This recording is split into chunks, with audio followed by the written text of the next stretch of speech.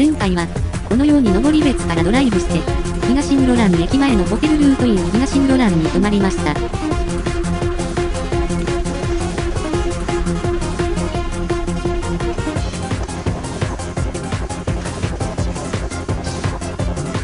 ホテルルートイン東室蘭では、このような朝食をいただきました。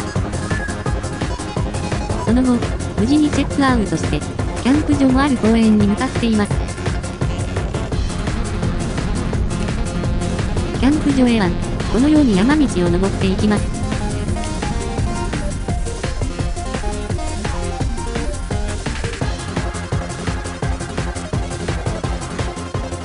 その後、キャンプ場もある、ザンパラ公園に到着したので、これからどのような感じか巡っていきます。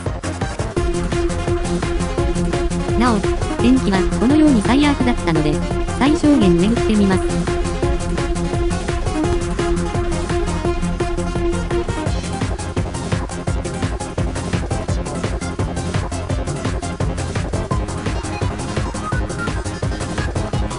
このような天気でも、たくさんのお客さんがキャンプをしていました。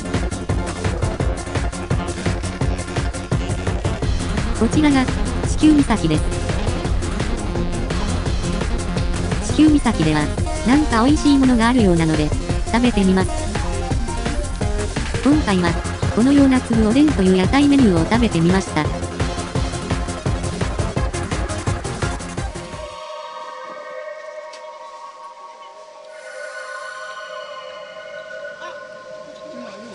なんか、屋台っぽいメニューで美味しかったです。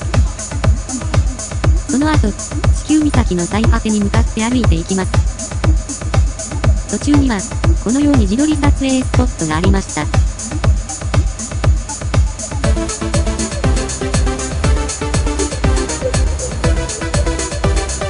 太平洋を眺めることができます。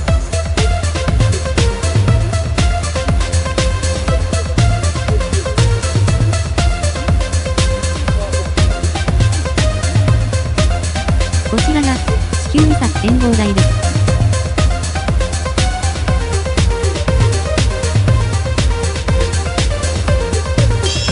恋人ができそうな鐘を鳴らすこともできます。このように、地球岬はカップルで行くと楽しめるスポットです。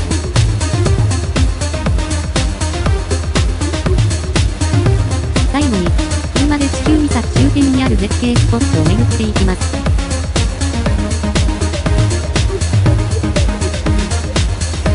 こちらは、地球岬より苫小牧方面にある、どっかり所という絶景スポットです。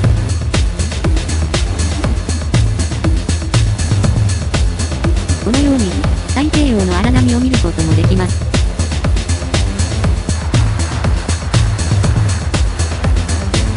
今回は、このように登別、室蘭の観光スポットを巡っていきました。